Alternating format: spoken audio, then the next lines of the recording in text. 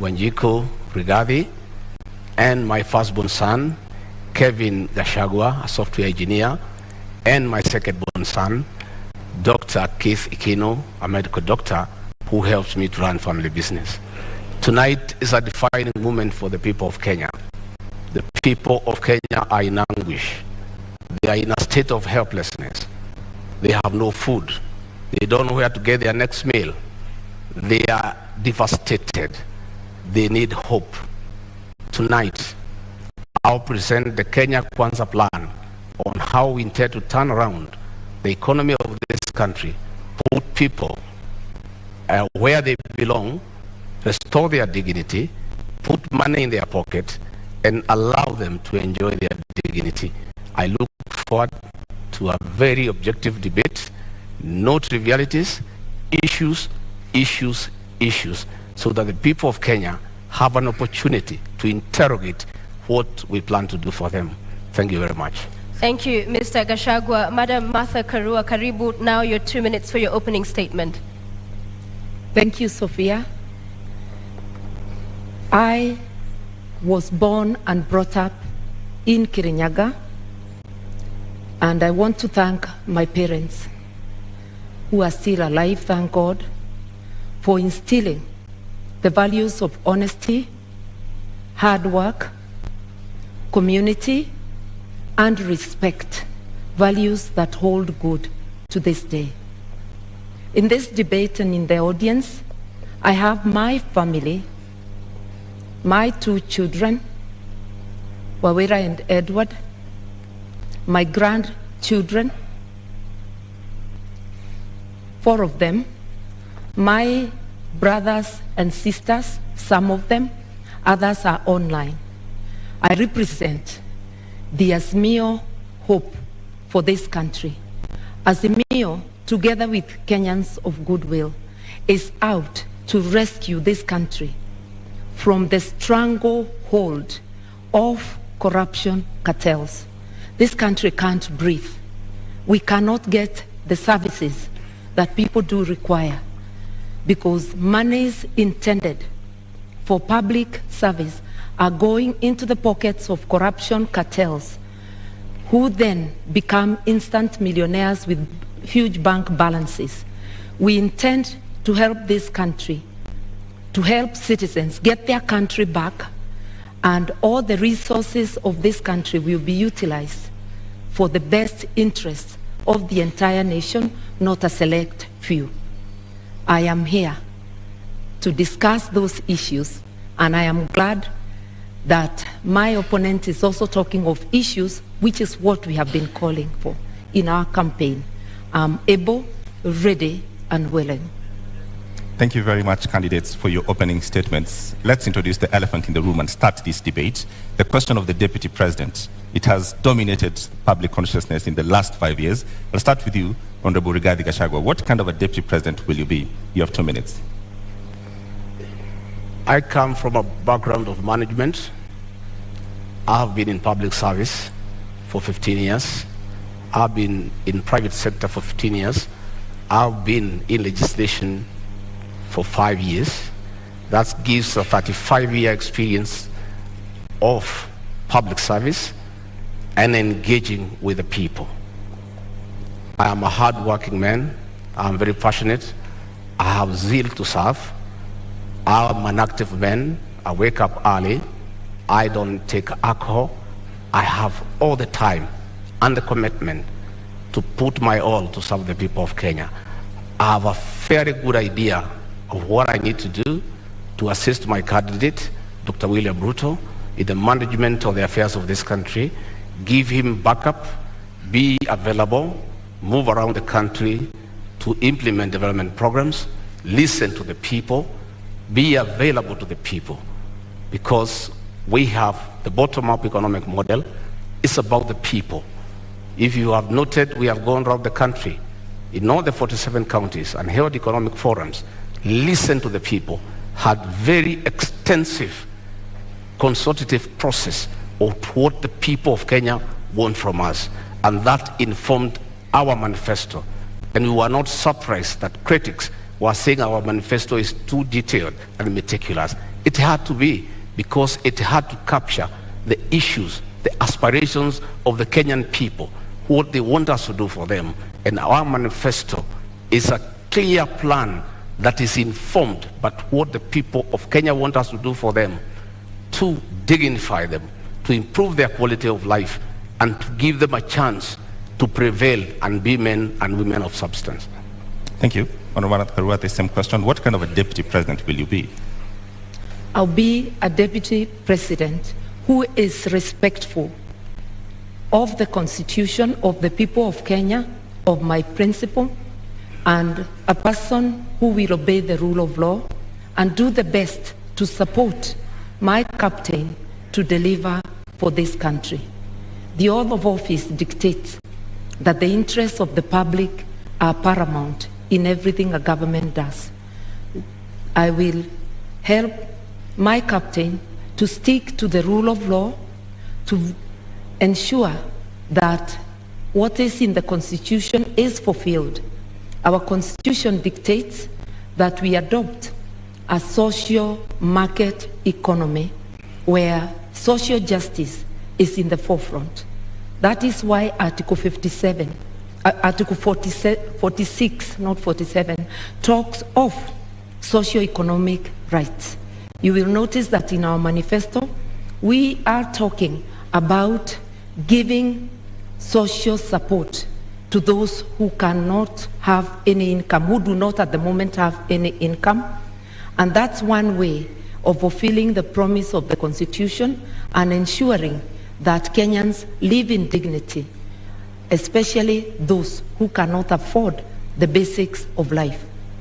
I will therefore serve with honesty, and my track record speaks of that I have been a consistent public servant who does her work in the manner prescribed by the law, with honesty, with dedication. I will devote 100% to the people of Kenya. All right. The question on the deputy president, it's public domain that the current president and his deputy are reading from two different scripts. In the last 5 years, we've seen that effect in public domain. GACHAGUA, if that happens, what is your view? How should that be solved? How should that be sorted? In my case and Dr. William Ruto, that will not happen. Both of us are strong-willed leaders who respect each other. None of us suffers from inferiority complex. At no time will William Ruto ever punish me or mistreat me because he has no reason to. I'll support him to be president, and he'll reciprocate that support. Between me and him, we are in agreement that we have no time to quarrel or disagree. We are inheriting a dilapidated country, a country that is on knees economically, a country that is facing an economic shutdown. We have no time for sideshows. We have no time for personal differences. We have no time for inferiority complex and competition that is unnecessary. We have a job to do. We are inheriting a 9 trillion debt.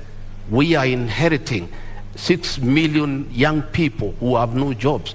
14 million Kenyans are in CRB. We have such a huge task ahead of us that it is unimaginable that Dr. William Ruto, regarding GACHAGUA, would digress on personal issues and petty matters to disagree at all. Each of us has a job well cut out. I have already been assigned to work on the economy. I have gone around the country listening to the people of Kenya. I have been to each and every county, and I brought those views that informed our manifesto. Going forward on election, our job is well cut out from day one. We have to implement our plan that is ready, and we have no time to disagree, to quarrel, to have different opinions. We are too busy to even imagine that we can disagree on any issue. We are brought together by a convergence that we need to serve the people of Kenya. And both of us love the people of Kenya and the ordinary people. And Honorable Karua, as I come to you, I mean, at the beginning of the presidency now, as we have it in 2013, it would have been unimaginable that would be today witnessing the kind of fallout we are between the president and his deputy. So for you, how do you execute differently and ensure we do not see this kind of bad blood drawn out? I think even when people have differences, because it is not possible for human beings to always think alike. That's why even our Constitution acknowledges diversity of opinion. It is imperative that all debates or disagreements or arguments on issues happen in-house, and what is brought to the public must be the result, the agreement on the positions. And I think I'm very well prepared, and I'll continue to pray and address my mind that, one, the overall leader is the president. I am the principal assistant. With that in mind, that I'm a delegate of the president and can be required to do any work to support the presidency and the administration, I'll be ready, and I am ready. I have served as a cabinet minister for 6.5 years. A cabinet minister is a delegate of the president. A deputy president is a first among equals within cabinet in being a delegate of the president. It's not a different position. We will be able to moderate any differences of opinion on any issues and to focus on serving Kenyans and to be respectful to Kenyans. Arguing in public, calling each other names in public is not only a disgrace, it's also not respecting Kenyans who elected and put us in office. Yeah. So I will be very conscious, and I've been commenting on the current situation, which does not commend itself to anyone. Would you then, perhaps going by the experience this country has gone through, in terms of the architecture of the Constitution, should we have a rethink, perhaps from an elective deputy president to an appointive one, so that if things do not work out for the sake of country, then the president has that latitude? 2 minutes. Nothing wrong with the architecture of the Constitution, something wrong with our behavior. It is not that we need to amend to prescribe the relationship between the president and a deputy president. It is that we need to change our behavior, differ with respect,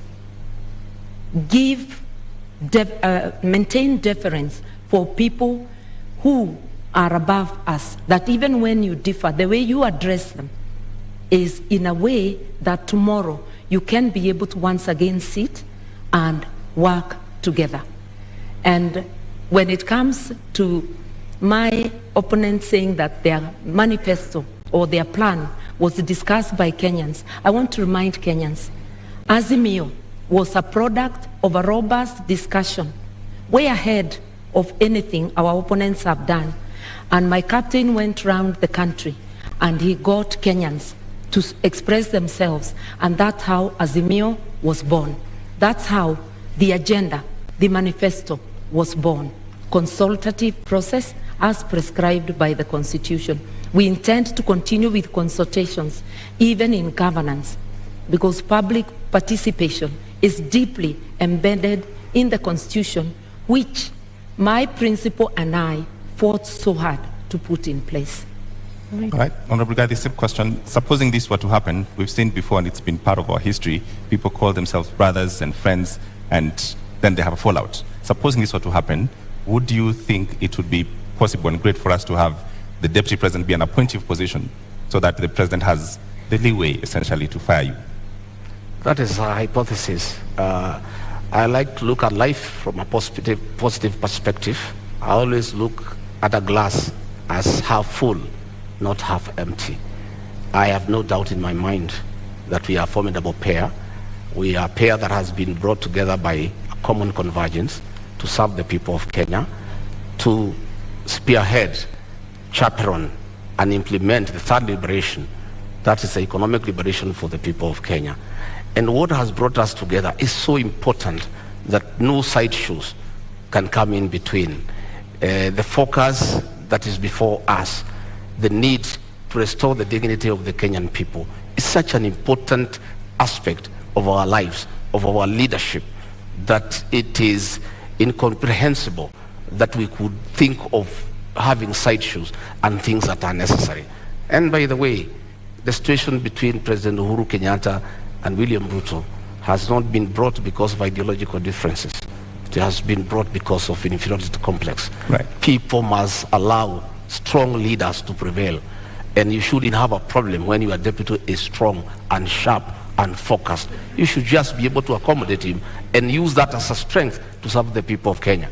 Had President Uhuru Kenyatta in a second term allowed William Ruto to help him manage the affairs of this country, we will not be where we are today, where Kenyans have no food, where unga is at 250 shillings, that they have to run around to look for a package to try to deal with it to save this election on their part.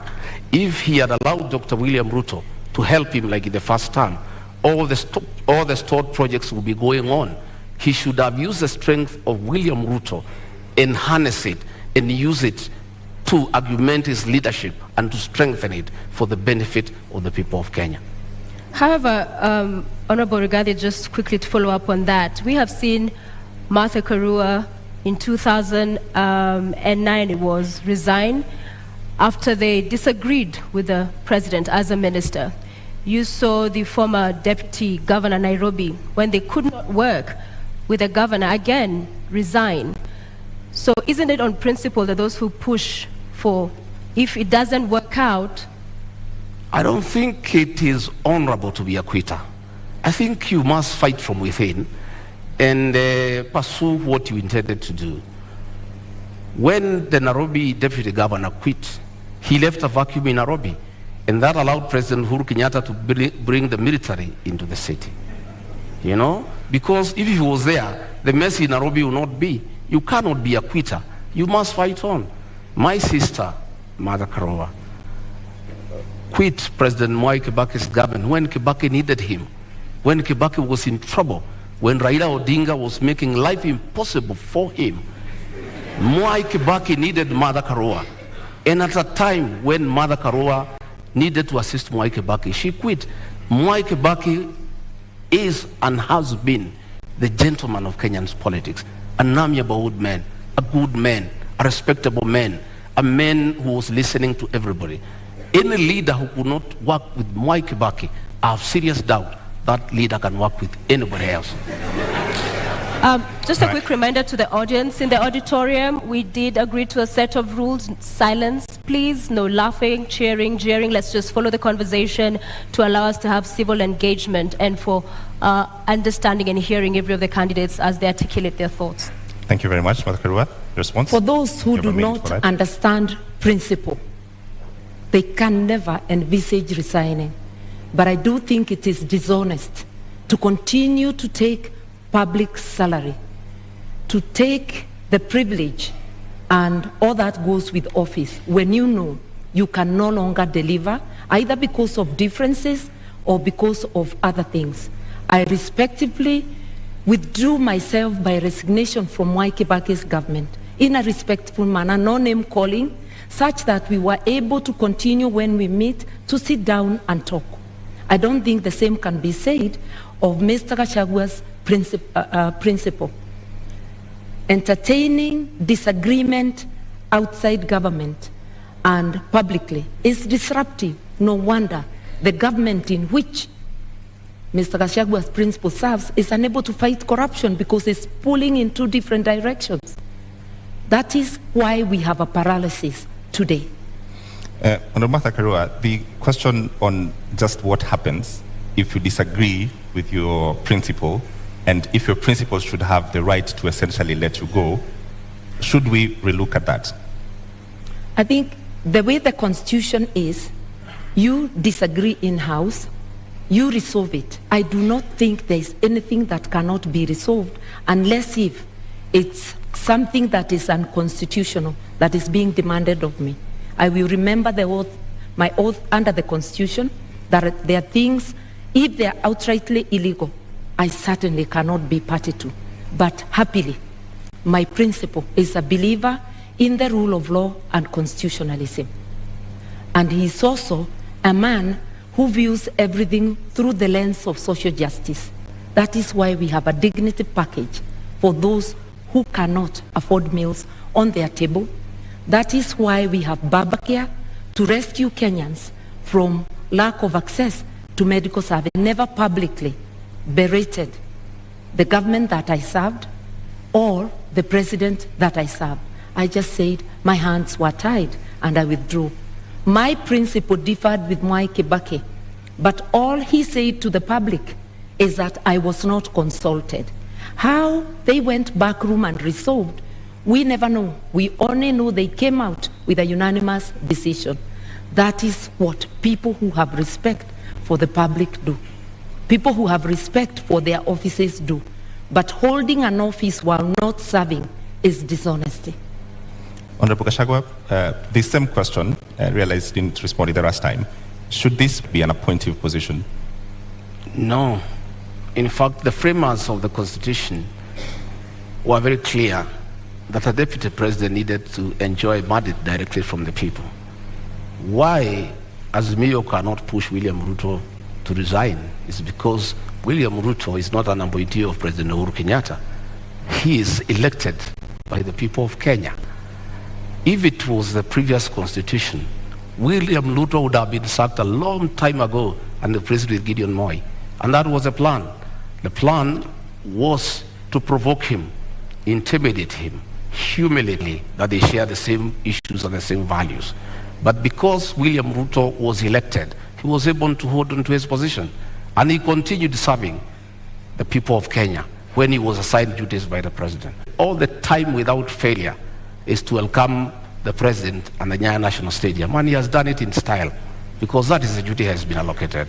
He has gone ahead to chair IBEC because that one the president cannot deny him. It is there in the PMF Act. There's nothing the president would have done. But the president chose not to allocate him duties. And the president has been crying that since he did not allocate him duties, his government has come to a halt and nothing is going on. But he made a bed, he must lie on it. If you decide to chase your deputy away, a man who works hard, a man who knows what he's doing, and replace him with your friends, and then the country comes to a halt, you cannot go ahead crying that you have nobody to help you. He made that decision for his own reason. He wanted to push Ruto out, but Dr. Ruto stayed on because he enjoys a mandate from the people of Kenya. All right, Honorable GACHAGUA, Honorable Karua, I want us to move to the next topic this evening, leadership and integrity, fitness to hold office. I will begin with you, Honorable Karua. And in 2013, when you vied for presidency, you said, I do not share any values with the Prime Minister, then Raila Odinga, nor do I share his politics. Both he and the late Kibaki have been unable to root out corruption within their ranks. What has changed now that you're deputizing him? Indeed, the coalition government was unable to root out corruption in the sector. Even agree on his brand of politics. What do you say to that? Because values, this is... As of that time, I felt I did not share anything with him. And remember, we were candidates. There is no way you will praise the other candidate. But I can assure you that it is not because I thought he personally was responsible for any wrongdoing, nor did I feel that President Kibaki was personally responsible. But there were rogues within government they failed to act on. And I felt my hands were tied in the performance of my duties. And therefore, as I campaigned for myself, I actually was saying, look, you've been unable to fight corruption, just like the Jubilee administration under President Uhuru Kenyatta and Dr. William Ruto. And they are still in government together up to now. And we saw Dr. Ruto attending cabinet a week ago. They've been unable to fight corruption. You can't hold one side of government and say the good one is mine and the bad one belongs to the other person. That's doublespeak. Honorable GACHAGUA, just a moment. I think Honorable Mother needs to come through to the people of Kenya on being consistent. Honorable Mother is on record saying that Raila Odinga and President Uhuru Kenyatta should retire together. Not a long time ago. She seems to have changed her mind that they shouldn't retire together. In fact, that President Uhuru Kenyatta should continue governing through proxy, and Raila Odinga should purport to govern as a proxy of Uhuru Kenyatta. At what time did she change her mind? Because it's on record, she went public to say that the two of them should retire together. Now, she is the running mate of Raila Odinga. She's a project of Uhuru Kenyatta. The two people she said they should retire together. She seems to have changed her mind. And it is my considered opinion, and I believe for many Kenyans, that being consistent is very important in leadership, especially the position she aspires. You need to be consistent. When you say this today, you must be able to live to it tomorrow. All right, I want to allow Martha to respond, but first I want to come back to you to give you another minute. A moment ago, you said that Gideon Moi was supposed to be appointed. I want you to clear that up because, with all fairness, Gideon Moi is not on this debate. Well, President Uhuru Kenyatta, the chairman of Azimio, in a meeting in State House a week ago, said that he nominated Martha Karua as his running mate to take care of his interests and that of his family. The president was on record, which means that Martha Karua is a project of the chairman of Azimio, President Uhuru Kenyatta, and they are both proxies with Raila Odinga. It is not me who said, it's President Uhuru Kenyatta who said. And previously I thought that Honorable Martha had been nominated as running mate by Raila Odinga. But here comes President Uhuru Kenyatta, outgoing president, chairman of Azimio, a man who has said he's going nowhere, he's going to be around. He'll be ruling from home. He'll be consorting his project from home. He'll be continuing to govern the people of Kenya. I simply do not understand. Is Martha Karua, the honorable member, is she the deputy?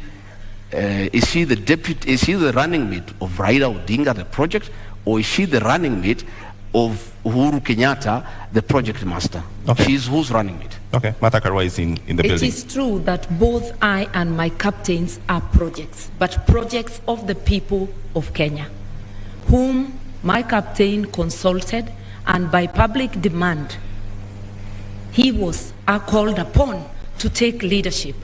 At a time our country desperately needs leadership. He has offered leadership, and I was competitively selected. And like my friend who was handpicked, I faced an interviewing panel, and also through demands of Kenyans and many endorsements, I was selected. Kenyans know I'm competent, and I believe I'm competent for this job. I'm ready, able, and willing. I have consistently shown independence of mind, irrespective of whom I'm dealing with. I will handle this job independently and with commitment to Kenyans. And I know my principal also, who has been a teacher of politics to Mr. GACHAGUA's principal. All right, Martha Karua, just a direct question to respond to Honorable GACHAGUA. What is the role of President Uhuru Kenyatta in Azimio? The role of President Kenyatta, he is the chairman of the council, but my captain is the chairman, overall chairman of Azimio. Jubilee is just one out of the 26 political parties. I sit in the council as well, and President Kenyatta does not make decisions alone. Will he have a role? Will he have a role after he finishes his term? Sorry? Will President Kenyatta have a role after he finishes his term? His party will have a role. And if he continues to be, if he doesn't give his position in the council to any other member of his party, it would be a peripheral role as a member of the party. The incoming administration will be a Raila Odinga Azimio presidency. Just like the current Jubilee government, although Uhuru was a deputy president in the government of Mwai Kibaki, it was not a continuation of the Mwai Kibaki administration. It was an Uhuru Jubilee administration. Anybody who understands government would know that. Honorable GACHAGUA, you have a minute to respond. The truth of the matter is that the role of President Uhuru Kenyatta in Azimio is to craft his own succession, to continue governing Kenya through proxy, through Raila Odinga and Martha Karua. President Uhuru Kenyatta has already started assigning roles to Honorable Martha Karua, which means he is a leader, and in the unfortunate and unlikely event that they are elected to office, President Uhuru Kenyatta will continue governing this country outside his constitutional mandate, because there is a two-term limit that the president should retire. But the president does not intend to retire. You saw how angry he was, saying that people are asking him to go home and asking where he's going. It looks like he doesn't remember that when he sought to be president for 10 years, he knew what 10 years is all about. He cannot complain that people are asking him to go. Nobody is asking him to go. It's the Constitution. But he's trying to circumvent the Constitution to plant a proxy government to continue governing from outside State House through Raila Odinga and Martha Karua, so that he can continue protecting state capture and conflict of interest. And Martha Karua has already been assigned that role. He was on record that she is the one he has put there deliberately to protect his interests and that of his family. All right, Martha Karua. It is important to be truthful in this debate. President Kenyatta has not publicly or privately assigned me any role. I'm sure he knows that he cannot assign any role to a minister in an administration he does not have. The person who has assigned me a role as deputy and has declared the intention to appoint me as Minister for Justice and Constitutional Affairs, apart from being Deputy President, is the Right Honorable Raila Amolo Odinga. My colleagues and his captains' beef with the President should not make them use this forum or use us as candidates to fight the President. We represent the aspirations of Kenyans. And yes, Kenya needs rescue, but rescue from corruption cartels, which my colleague may know more about. On the 6th of June, Honorable GACHAGUA, during a Meet the People tour in your constituency, that's Madeira constituency, the people you represent there, you said that because you perceive the matter you're currently in court over to be a political witch hunt, if elected, you'd see to it that your accounts are unfrozen, build a mansion, and perhaps go ahead and throw a party in essence. Mr. GACHAGUA, isn't this tantamount to subversion of the cause of justice, an admission that you made in this sentiment? To start with, I'd like to tell Honorable Mother we are not here to fight President Uhuru Kenyatta. We are holding him to account on his utterances. He has said he's going nowhere. He's on record. That's not fighting him. He has said he assigned Martha Karua the role to jail people. I don't know how she'll do it. She's not a judge. She's not a court of law. That is the work of courts of law, to jail people. It's President Uhuru Kenyatta who has said so. He has said that he has put her there to take care of interests. It's his own record. I don't want to respond to dignify ridiculous accusations by social media. Social media people assigned by the state have been following me wherever I go in the Republic, including my homes, to listen to what I say and twist it. I told the people of Madeira, they asked me a question. Mr. GACHAGUA, you bought a farm here and you have started building a house. What happened? Now that you are going to be deputy president, are you still going to live here? I told them I stopped building the house because the state froze my accounts to intimidate me and to blackmail me to support the handshake. And that money is frozen. And I cannot use it. That is why the construction of a house stopped in this area. When the due process takes place and the courts will deliver justice to Rigathi Gachagua one day and my accounts are frozen, I assured the people of that area that I'll come and complete that house and live with them. And I'll take time to allow them to come and visit me. They asked me a secondary question. As deputy president, will you allow us to come and sit with you? I said, yes. I'm a junior elder in this community. I'll have time to sit with my fellow men over food, over a drink, and we share in the African way. I say the women in this area will come and sit with Mama GACHAGUA and have kesha, because my wife is a pastor and she likes doing kesha. And the women wanted to know, will they be allowed to come to the home of the deputy president to have kesha with Mrs. GACHAGUA? I confirmed yes. I'll be deputy president, but I'm still the same old guy who hangs around here. A very generous person who spends all his time with the people. All right, Mr. GACHAGUA, you have a national audience. What is the source of the money that was frozen? Because that is the context. Pardon? What is the source of this money that was frozen? I have said many times that I'm a victim of blackmail by President Uhuru Kenyatta, whom I served as personal assistant. President Uhuru Kenyatta wanted me to abandon William Ruto and join him in fighting him, and I said no, because he didn't give me a good reason. And he blackmailed me. He sent Nancy Gitawe, his advisor, to threaten me that if I don't abandon William Ruto and join him, I'll face the music from the state. And one problem started after another.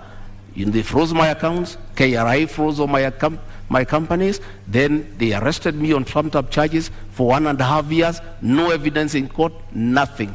I'm a victim of blackmail and persecution by Uhuru Kenyatta using the state criminal justice system to manage politics and deal with those who don't agree with him. Honorable GACHAGUA, with all due respect, you have not answered my question. What is the source of the money that was... The money that I have is well documented.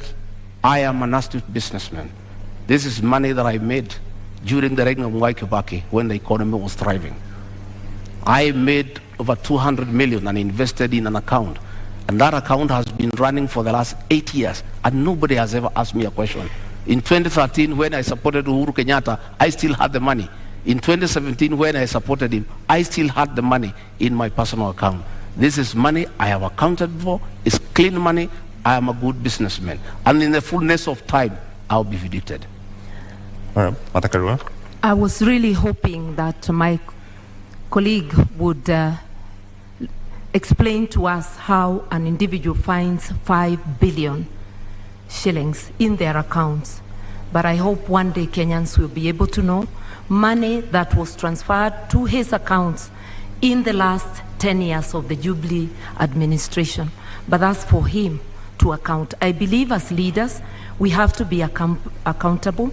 That is why there's declaration of wealth, so that as you enter office, people can know how much you are worth, and as you exit, or in the middle, they can monitor and see how you are progressing, whether it is from your salary, and if it's from business, it has to be a business that can be ascertained. I think we really need to come clean, because if you cannot account for your wealth, you cannot be a good steward of the money of the people of Kenya. So this is a question to both of you. You've brought up the subject of wealth declaration. Yeah. What are you worth, Honorable Karua? I think about just about 150 million, and that is because the 56 million I had declared in 2013 has appreciated because of the inflation. I haven't had any new properties, but I'm a person many may not understand. I'm not thirsty for land. I'm not thirsty for worldly goods. I'm happy to have a house I call home. I'm happy to have a house in my father's land. I do not look for property. Not everybody is hungry to amass. I'm hungry to do something to help my country to transform the lives of the people. Right. So if you're looking for Martha Karua to be a billionaire, no. I am not hungry for billions. Honorable GACHAGUA, my account did not receive 5 billion. That is propaganda. I have 200 million. That is the money that is held.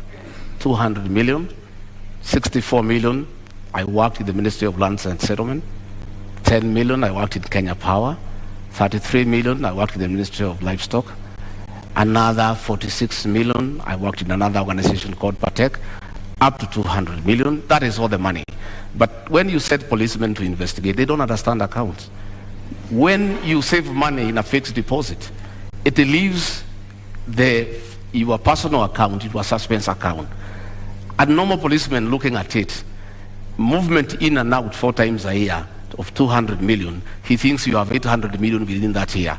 So when he multiplies by 7 years, he says you have 12.4 billion. That is the folly of the kind of investigations we are having in this country. I don't have billions. I have 203 million into that account. And that is part of my wealth. I'm worth 800 million minus the 200 they are holding, another 600. So just a quick follow-up on that, Honorable Rigathi, because the charges you are facing are as a result of trading with county governments. What's your position on public officers doing business with government, whether at the national level or at the county level? By the time I've done all my businesses, I was not a public servant. I was a private individual. I have no conflicts of interest. I was a businessman.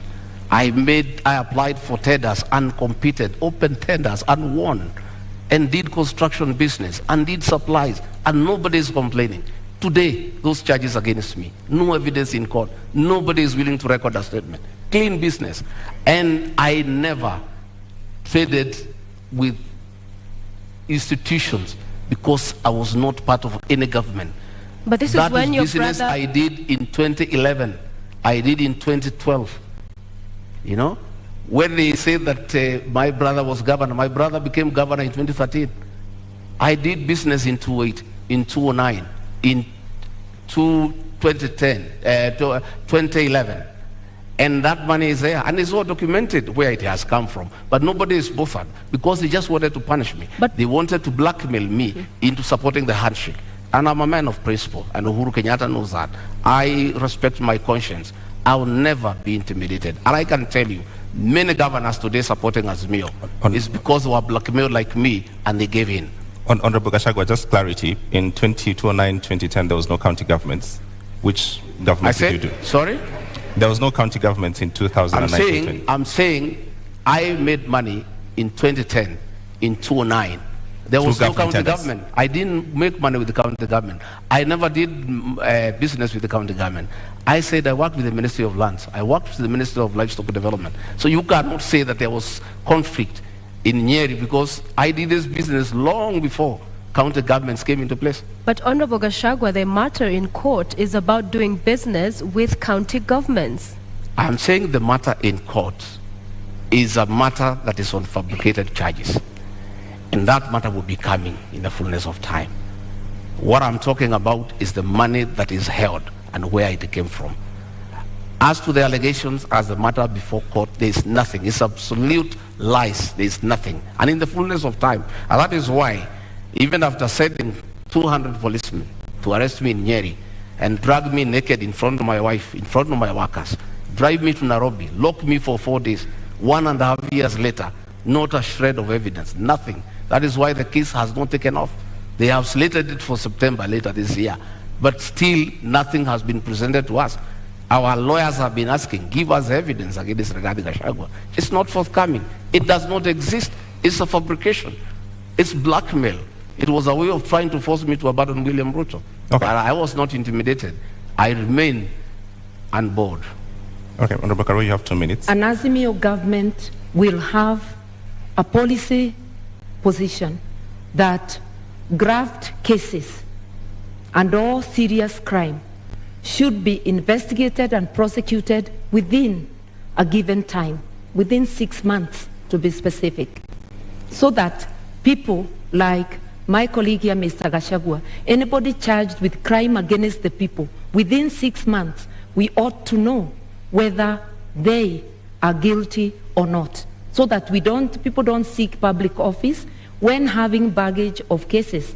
And if I may remind Mr. GACHAGUA, the cases, because I've been following the newspaper reports, relate to Kwale County, Bungoma County, and Nyeri County. And the period when the offenses are said to have been committed is between 2013 and 2020.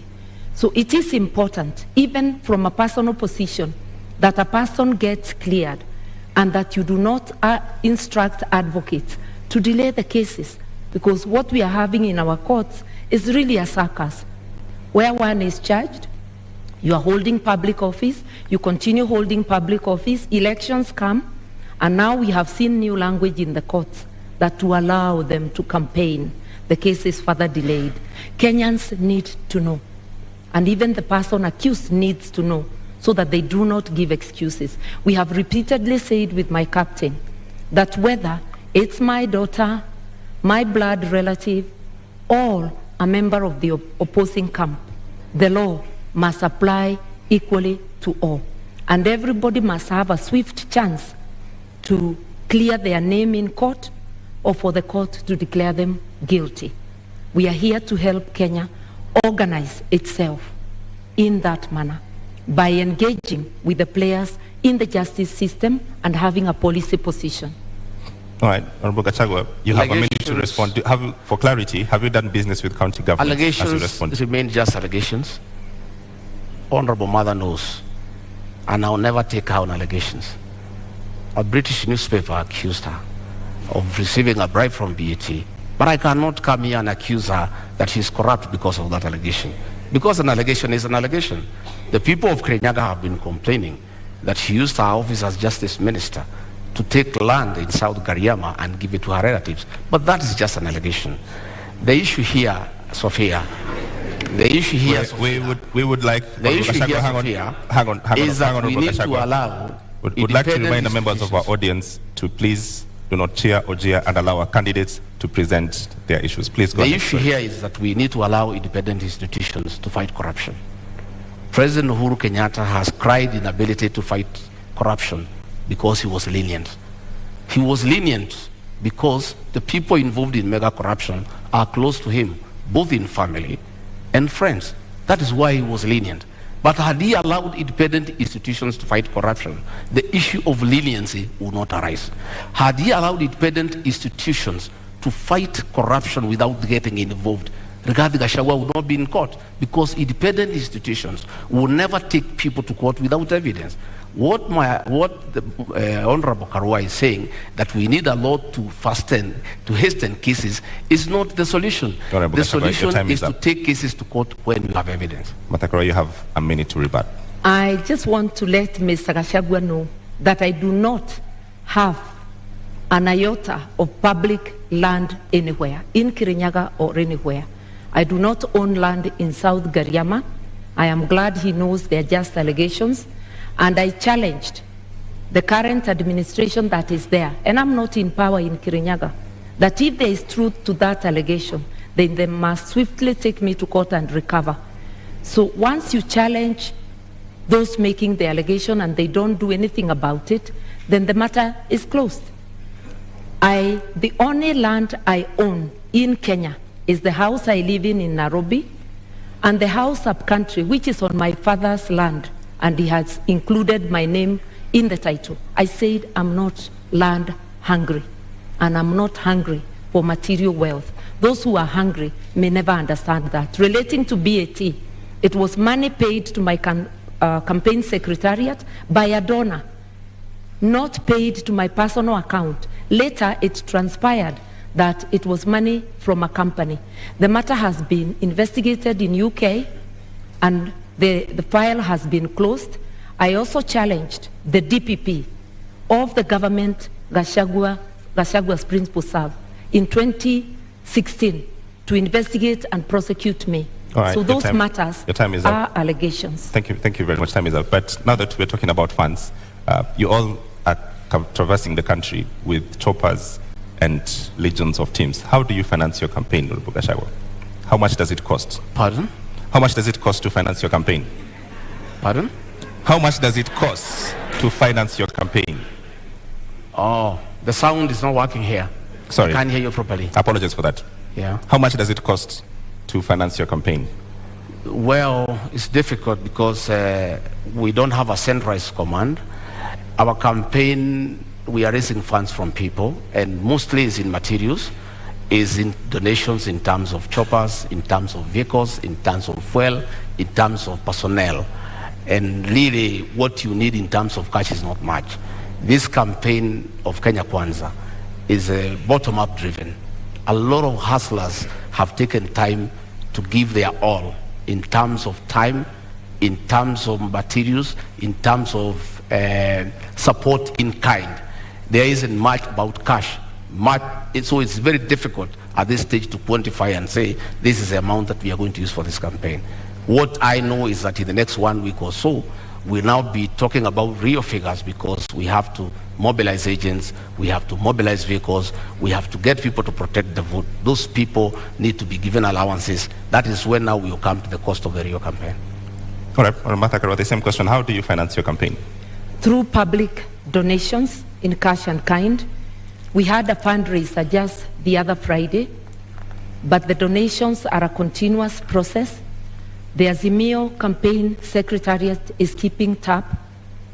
My personal campaign organization, the New Dawn Trust, is also keeping tab of all donations coming to me.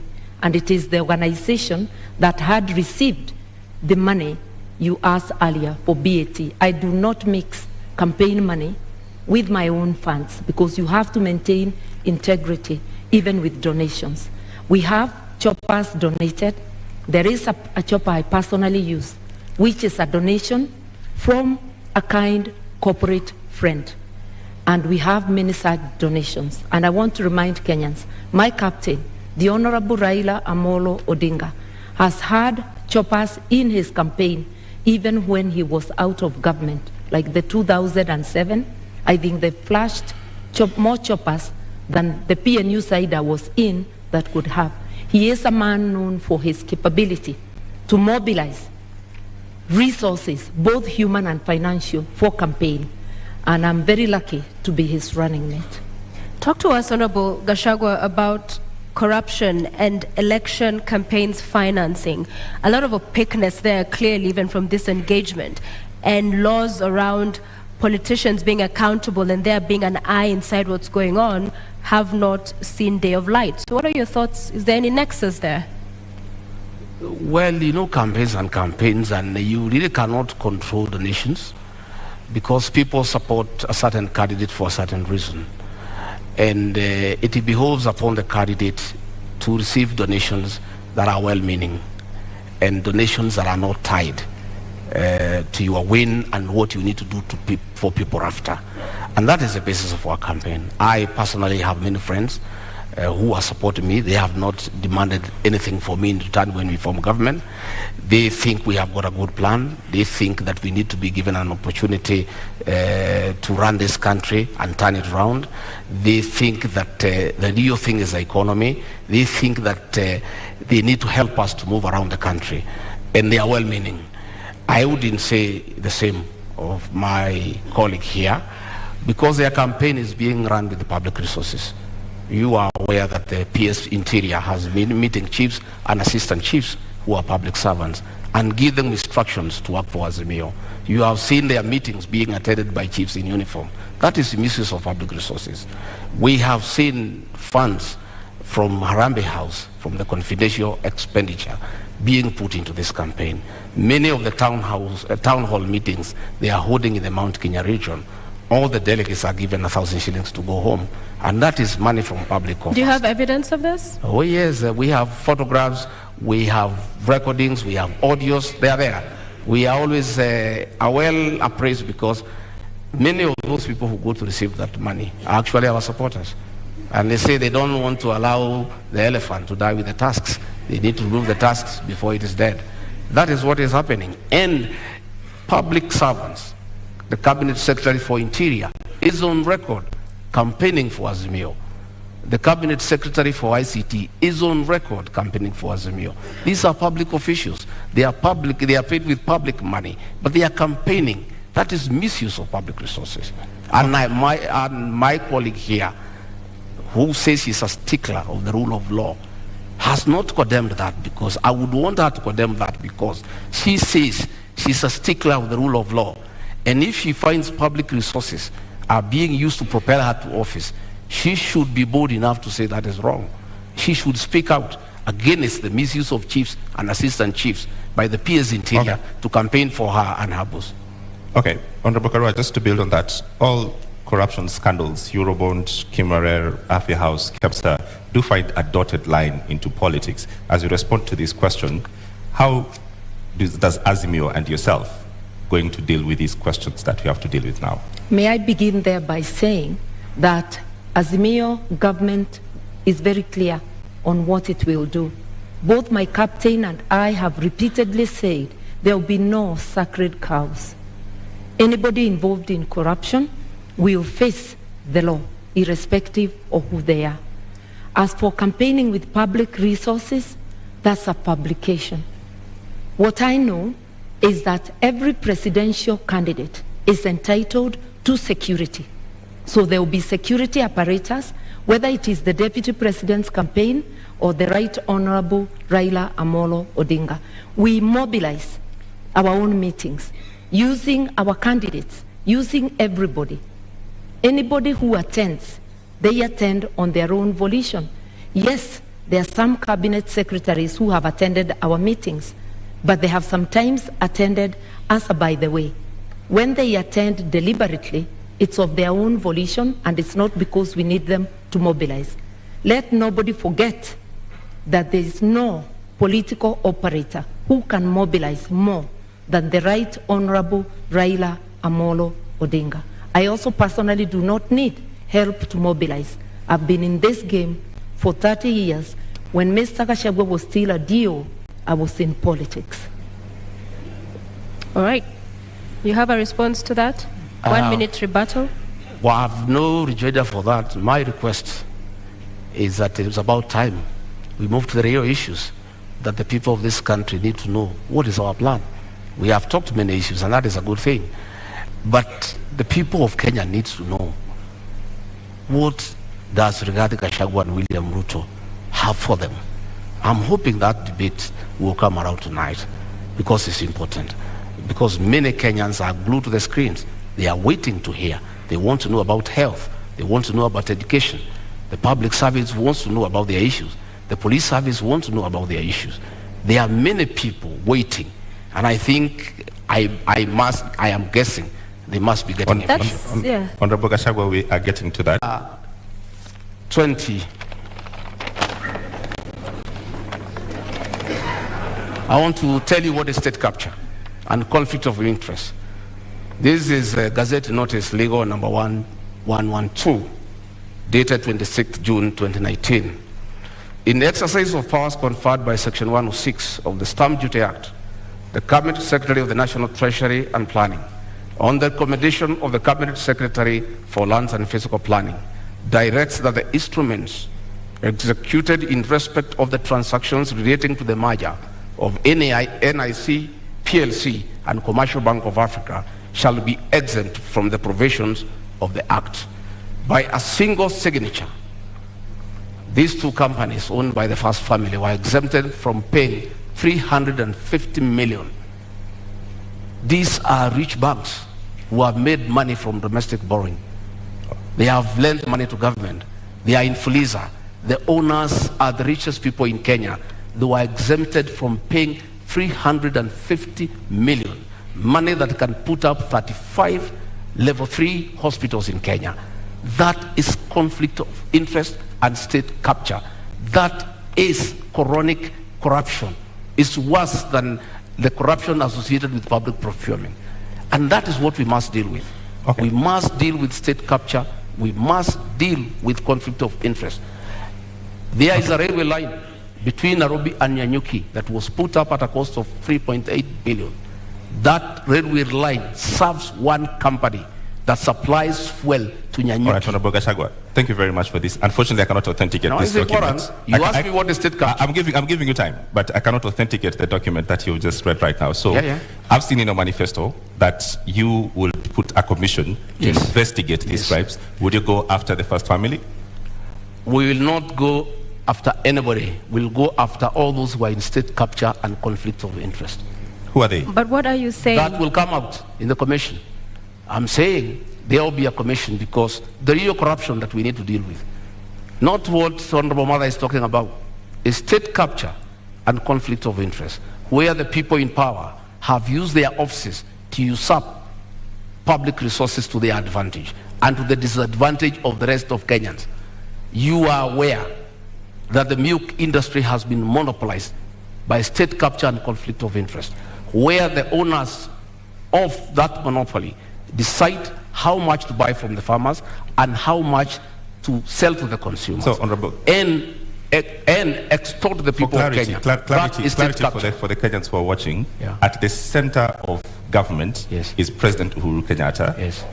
Are you going to go after President Uhuru Kenyatta finishes his term? I have said we are not talking about individuals.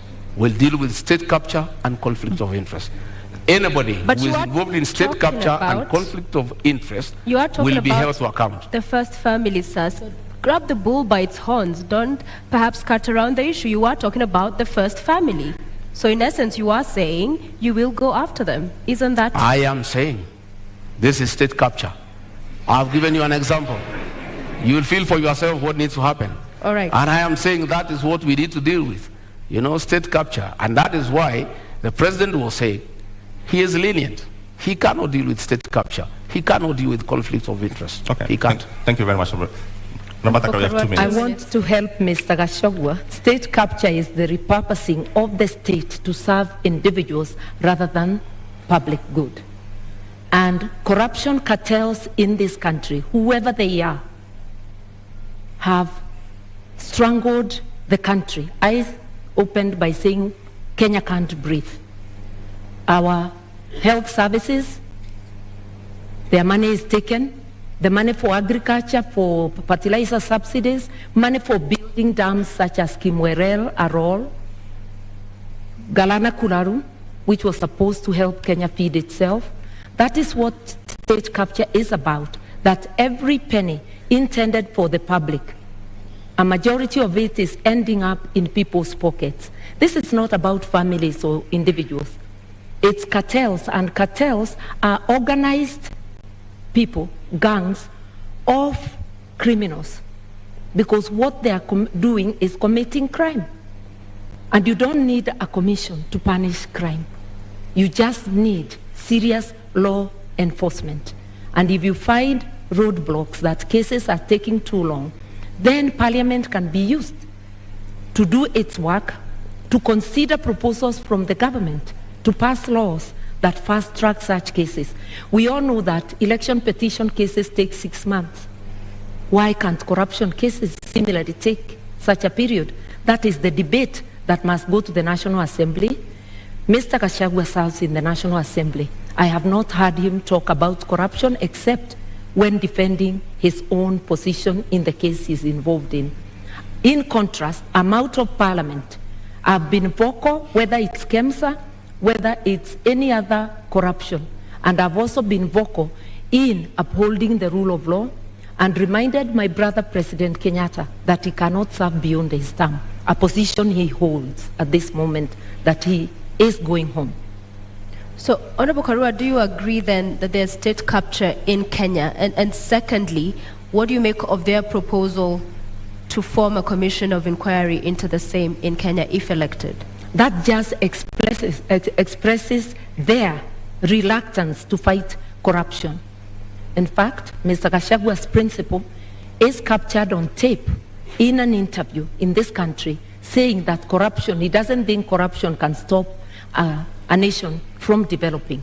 With what money will a nation develop, invest, or even provide services if the corruption cartels are taking 2 billion shillings a day, which translates to stealing 40 shillings from every person?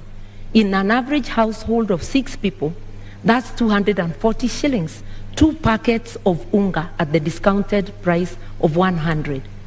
Kenyans need to understand. They're hungry, they're without medical service, without fees for their children, and without free education, because corruption cartels are strangling the nation. That's why we can't breathe. Once we understand that, then we will vote for people with a track record, like Azimio, people with the will to fight corruption, people who are prepared to confront the monster, and to apply the law evenly, irrespective of who is mentioned. So do you believe we have state capture in Kenya? There is state capture, yes, by corruption cartels, organized criminal gangs who plunder our resources daily. 2 billion shillings a day, which is authenticated by the Auditor General, translates to 765 billion shillings. The amount of money we need for the social support is just 144 billion. The rest can be used to pay debt, to do other things. We intend to seal all those loopholes so that Kenyans can have advantage of their resources. Honorable Karua, the names of every corruption scandal, Kimwarer, KAMSA, Eurobond, they're all government officials. Yes. How do you deal with that? That is where the state capture is coming. If you look at them, it's not about families, it's about individuals who choose. Because I keep saying, no mother has baptized their children the name corruption. It's a behavior an individual deliberately chooses. And state capture can even become a tool during elections, where empty promises are given to entice Kenyans to further surrender their sovereignty to corruption cartels. I'm urging Kenyans to look at the track record of each of the formations that are seeking the presidency of this country. I am confident that a reasonable look at the candidates present, as Kenyans will commend themselves to vote for Azimio. And Azimio will do the jobs, not because we are perfect, but because we have the best track record, and we do try and have tried before and done good work for Kenyans. All right, we have 2 minutes. I don't know. I don't know whether the Honorable Mother has taken time in their meetings with the chairman of Azimio to ask him. He said he's in charge of this country. He knows everything that goes on. Then he went ahead to say that 2 billion shillings is stolen daily. I don't know whether in her meetings with the chairman of Azimio, she has tried to find out from him who steals this 2 billion and why he has done nothing about it. In terms of fighting corruption, our manifesto is very clear. Our plan is sound and is in accordance with the Constitution. Our plan is to allow independent institutions that fight corruption to be really and truly independent by giving them that freedom and giving them resources and financial autonomy so that they receive instructions from nobody. On assuming government, we shall appoint the Inspector General of Police as the accounting officer of the National Police Service so that himself and the DCI have independence to do what they need to do on fighting crime and corruption without having to take instructions from anybody. Because you know, this, it is said, he who pays a piper calls the tune. Why the Inspector General of Police and the DCI cannot fight corruption and crime, why they cannot operate the way the Constitution spells out, is because they are controlled from Harambee House, because that is where their money is. We shall give them financial autonomy. We shall operationalize the judiciary fund to allow our judges and magistrates to operate with financial autonomy so that they are free to do what they want to do, so that they can fast-track cases without having to look back. And of course, you know, President William Ruto, the new president of Kenya, God willing, we appoint the judges that were nominated by the Judicial Service Commission so that they can serve the people of Kenya. All right, Honorable Karua, do you agree that lack of independence in these institutions is the problem Kenyans are facing in the criminal justice system? The Constitution gives all these institutions independence. And independence and autonomy should not be confused with accountability. Parliament, which is independent, has to be accountable to the people of Kenya. The executive has to be accountable to the people of Kenya. The judiciary has to be accountable to the people of Kenya. Institutions have decisional independence, that a judge will be independent in making that decision of guilty or not guilty, that the Director of Public Prosecutions will be independent in deciding to charge, to prosecute or not to prosecute. It doesn't mean that they fail to account to the people of Kenya. And that is most of our leaders are failing to do, be accountable to the people of Kenya.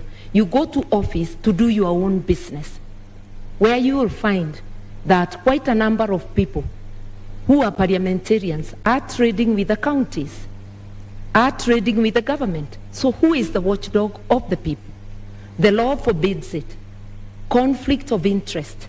Going to get county work from a county government when you are a member of parliament. Who is going to be the watchdog? A quick follow-up on that. Yeah. Because the proposal on the table in Azimio is that if you were elected into office, then you'd also double up as Minister for Justice. Yeah. Wouldn't that go then to entrench that kind of feeling of interference from the executive? Because these are independent institutions, yes, but even if it's facilitating and good workflow, there's the NCAJ that handles all of the issues around that chain of criminal justice. So wouldn't that role, in essence, be seen as interference as well? Not at all. The Minister of Justice doesn't prosecute. This is a coordinating ministry, coordinating the entire justice sector. And we had such a program even during the Kibaki time known as Justice Law and Order Sector, to give policy direction. Then each institution goes and works on its own. It's not about how that institution will do its work. It's to understand together the difficulties, the roadblocks along the justice sector, so as to make proposals for legislation and for policy to Parliament. Remember that policy and legislation are passed by Parliament. Government institutions are independent, but they cannot act alone. There must be some synergy, and that synergy is in policy. Then they can have decisional independence. I've been a Minister of Justice before. I didn't investigate or prosecute. All right, I want to move to the next topic, and let's go to the cost of living. One of the charges against politicians in this country is that they're simply out of touch and you're unable to solve the problems that we face. I'll give you an opportunity tonight, Honorable GACHAGUA, to start to make your presentation on cost of living by first telling us what is the cost of milk today? The cost of milk, retail, the farmer sells at 42, at the supermarket, some places 120 per litre, others is 130, depending on where the supermarket is. Kerosene? I don't go to the supermarkets. Okay. What is your presentation tonight on dealing with the cost of living, knowing very well that... I want to say, I'm happy now we are where we need to be. Audience, please maintain silence. And for the record, issues with what we've been talking about throughout, these issues impact on how we fund the projects and all of these other subsidies we'll be talking about. So there's no non-issue tonight. What I'm saying is that I'm happy that we are discussing the high cost of living, the inability of Kenyans to buy food, because a mistake was made maliciously to deny farmers fertilizer subsidy, and as a result there was low production, and because of the law of demand and supply, you cannot afford a packet of unga. A packet of unga is 250 shillings. Government is running around because of this election now, trying to subsidize for 4 weeks just after the elections. But they are not telling the people of Kenya how they'll buy food after the elections. This is being done to entice them to vote for Azimio. If government had done the right thing and supplemented farmers with inputs and fertilizer, they would have increased their production. You know, we consume 46 million bags of maize, and we produce about 40 million every year. We normally have a deficit of about 6, which we import. But because of this decision, we are short of almost 15 million bags, and that is what has caused the current crisis. And we have a plan.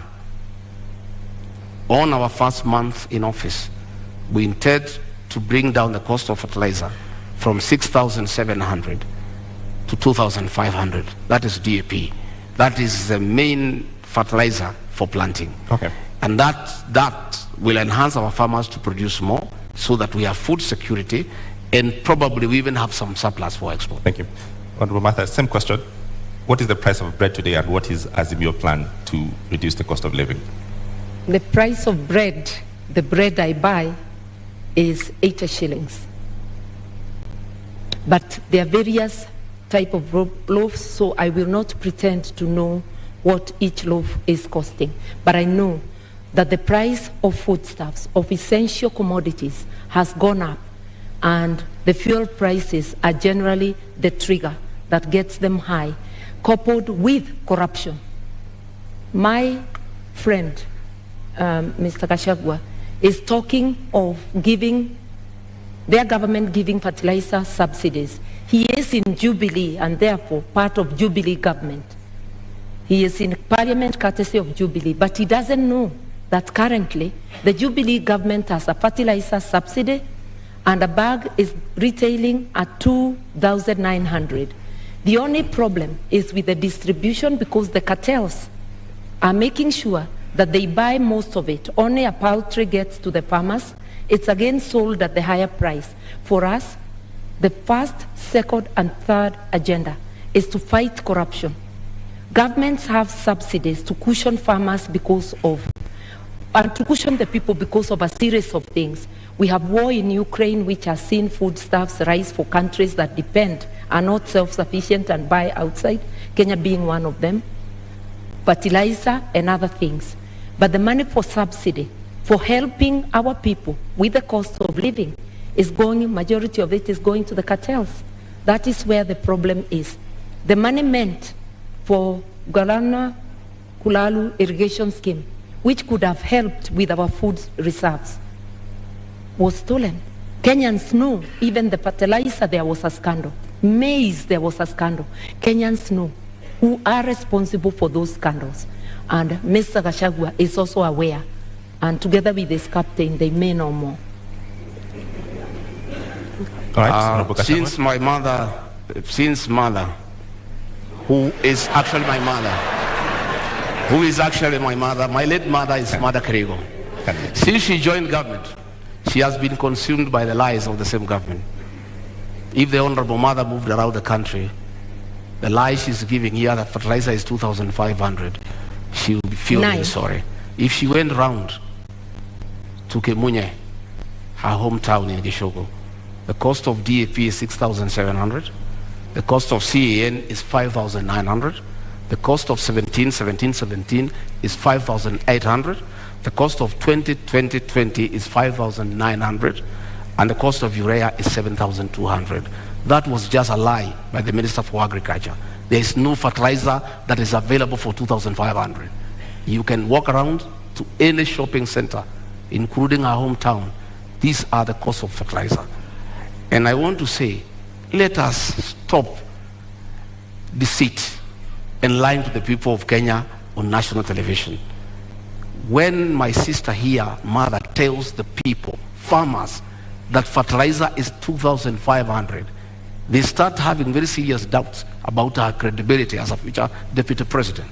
Because if she can come here on national television and give prices that are not true, when people are suffering, when people cannot buy fertilizer, her credibility is put into question.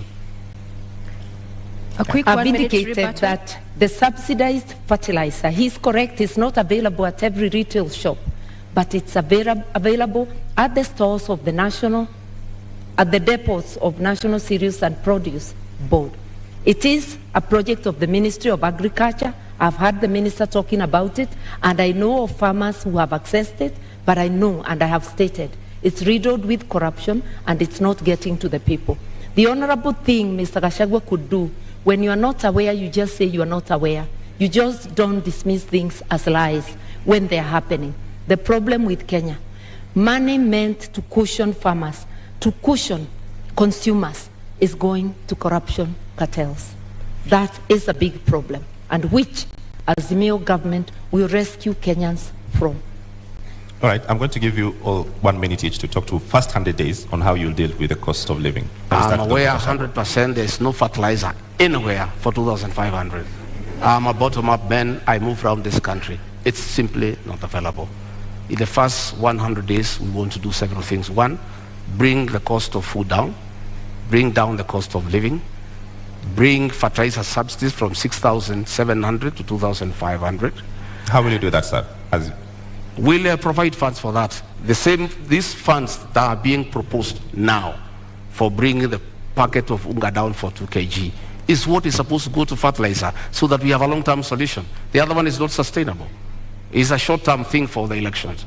We have a plan to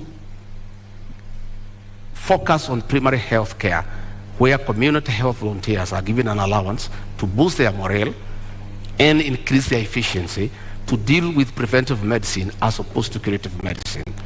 We have a plan to employ 116,000 teachers within the first 2 years so that we can deal with the shortage of teachers. For that? I will explain to you. I have explained to you that we are stopping wastage in public spending. We have had a lot of projects that are not planned. Okay. We have legacy projects that are of sentimental values to leaders, but have no meaning to the people of Kenya. Thank you, Honorable GACHAGUA. Yeah. So, your minute. I want to first say that we in Kenya do not have a revenue problem. This year alone, we collected over 2 trillion shillings, the taxman that is. We have a problem of expenditure, non-priority expenditure. That is what we are going to curb. In relation to fertilizer, the subsidies are already in place. It's a question of ensuring they work for the people. It's ensuring that the subsidy for unga continues to the time there will be harvest. The expenditure for operation and maintenance, O&M, is over 600 billion, while salaries are at about 550.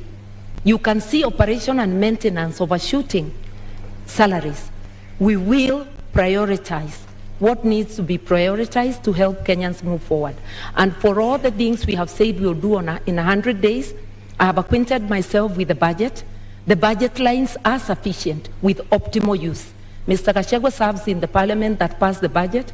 He doesn't seem aware that the money is in the budget, including Obamacare. All right, as we bring this to a close, fuel, the subsidy there expires next month, the same as the one we've seen on unga. We'll give you a minute each because Kenya Kwanza, you are proposing to set up a legal framework to ring-fence the fuel stabilization fund. IMF, World Bank says stabilization funds are inefficient and regressive. Azimio, on the other hand, you're talking about reviewing the taxes and levies on petroleum products. So different positions here. So 100 days, you come into office and there's all of this mess going on and the cost of living continues to be up. In 1 minute, what is unique about this legal framework that you will do with the stabilization fund that hasn't happened so far? We have money available in the budget. We have money that has been put for projects that are not a priority, and that is the money that you need to inject quickly before you can even look at the legal frameworks on assuming government. And that is possible because you look at the Ministry of Agriculture, we have some 50 billion there. That 50 billion will be available to deal with the issues of fertilizer. It will be available to deal with the issue of animal feeds that are beyond the reach of many farmers, so that we can have a quick win. Fuel Stabilization Fund, in your manifesto, how will you fund it? The kitty is currently depleted, so you're not coming to find money. How will you fund it? We have said that we are going to expand our tax base. Once we put the Hustlers Fund of 50 billion and we give to the people down there at the down of the pyramid, we enlarge the people who are paying tax and will have more revenue. And this is the money that will be available to the people of Kenya. Number two, we are talking about the issue of domestic borrowing. We are paying 600 million every year as interest from domestic borrowing. Once we stop that domestic borrowing, this money that is going for interest every month will be available for this one. I'm glad he adopts my position that there's money in the budget, but that's as far as we go together. We part on how to do it. We will ensure that there is fiscal discipline so that non-priority spending is dropped and we go to priority spending. And I've given example of operation and maintenance, which is at 600 billion, while salaries are less than that. That is totally unacceptable. We will also fight corruption because money for fuel subsidies, there are a lot of cartels in the energy sector. We understand this. We will target those places and press the areas we need to press to immediately stop the leakage. Within 100 days, we will be able to do this and much more. We have actually been looking on what we need to do on day one, because Kenyans are not going to be patient. They are already suffering. They cannot wait for commissions to be formed. They need actions. Right. Azimio is ready to go. Ladies, gentlemen, our 90 minutes debate is up. It's time for our closing statements. And we begin with you, Honorable Rigathi. You have your 2 minutes starting now. Thank you very much. I want to ask the people of Kenya to give us a chance to sort them out and put money in their pocket. We want to ask the people of Kenya to give us a chance to empower the small business people by giving them affordable credit to be able to expand their businesses. I want to ask all those people with pending bills to know that in the first 90 days, we shall float a bond for 500 billion to pay all the pending bills so that their homes are not auctioned. And by action, that 500 billion, by injecting into the economy, it will spice up the economy. I want to tell the people of Kenya, by giving us a chance, we shall look at the terms of service for the public service and the police who are suffering and who need to work when they are comfortable. I want to tell the people of Kenya to give us a chance to bring reforms to the NHIF program so that every Kenyan has an NHIF card, so that when you go to hospital, you are able to be treated and go home free. I want to ask the people to know, the people of Kenya, that William Ruto and I have a plan for them. I want them to give us an opportunity to work around this economy, to spearhead the third liberation, that is to bring economic changes so that we can create wealth. We can make the people of Kenya wealthy. We can give every Kenyan an opportunity to make a living. We can give every Kenyan an opportunity to make and live a good life. We want to ask them that on the 9th of August to come and vote for change. A change to bring about economic development, a change to restore their dignity and to improve their quality of life. Thank you very much and good evening. Thank you. Honorable Karua, your 2 minutes start now. I want to remind Kenyans, this election is about trust. It's about looking to see which of the teams you can trust. We offer our track record, because even when you employ a driver, you ask them for the driving license and you want to know about their record in driving. We are asking you to critically examine the teams, and if you do so dispassionately, you will come to a conclusion. I know that Azimio is the team. We will not form commissions to fight corruption. We'll go directly for the jugular of corruption cartels, apply the law across the board, and while we agree that there is need to review salaries in view of the cost of living, it's very easy to promise heaven. Without fighting corruption, without fiscal discipline, non-priority spending being cut out, that is not possible. But in Awezekana, with an Azimio government, we are going to do this, and together with Kenyans participating and helping us to fight corruption, we will be able to deliver our agenda to you, the 100 days agenda, and each item to reboot the economy so that Kenyans can have a decent life. While we wait to reboot the economy, for you who is unable to put food on the table, rescue is on the way. Within 3 weeks, you put an Azimio government in place, we are going to be able to send to the 2 million families that do not have any means of survival a 6,000 shilling package, which also will act as a stimulus to the economy because it gives purchasing power to 2 million families, which is like 8 million people within the country. Rescue is on the way.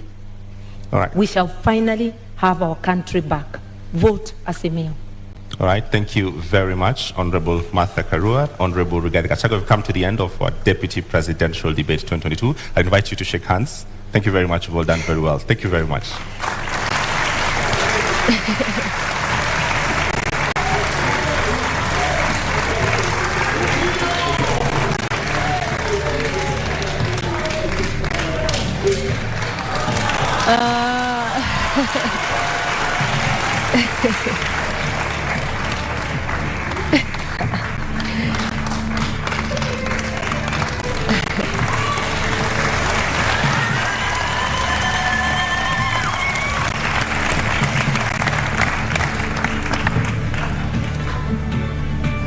Ladies and gentlemen in the audience and our viewers following this at home, we have come to the end of our debate this evening, and our appreciation to Honorable Martha Karua of the Azimio la Umoja One Kenya Party Coalition, as well as Rigathi Gachagua of the United Democratic Alliance, UDA, for honoring voters with the duty of agreeing to attend this public televised debate. We thank you. And we thank you for watching. The final of our joint national debates will come to you on Tuesday next week, when Wahiga Maure, Raila Odinga, William Ruto, and George Wajackoyah take this very stage in the presidential candidates debate. My name is James Maro of NTV. And I'm Sophia Wanuna of KTN News. Good night.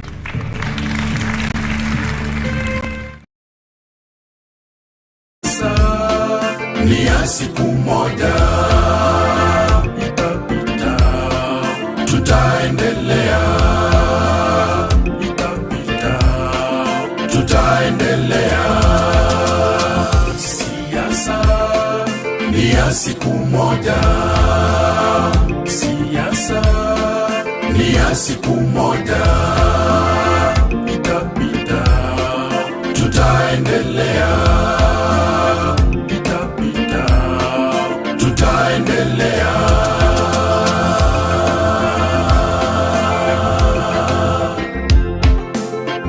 Wakenya, tudumishe amani. Wakenya, tuwe na upendo.